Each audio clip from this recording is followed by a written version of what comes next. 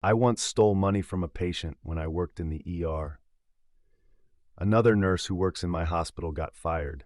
I won't go into too much detail, but basically she was caught sending inappropriate messages about patients. I cannot defend that. She was actually really popular among both patients and coworkers. There's a lot of stuff she could do that's going to be harder for us to do without her. She won the Daisy Award.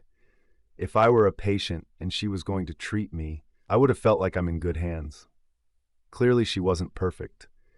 But this reminded me of something I did years ago. I could easily have been fired too.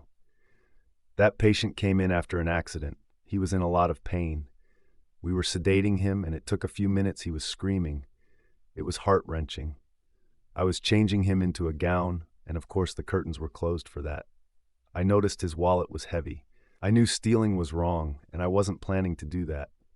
Then he started screaming profanities at me, and I said, "Fuck it."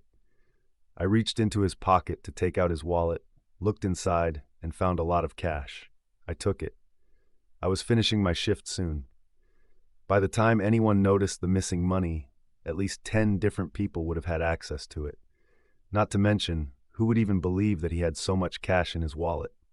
If anyone had caught me red-handed, I could just say I was worried about his stuff getting stolen, so I wanted to check his possessions and document them in his chart. No one caught me red-handed. Sometimes patients lose things, and we hear from customer relations or whatever. To my knowledge, no one ever mentioned the missing money.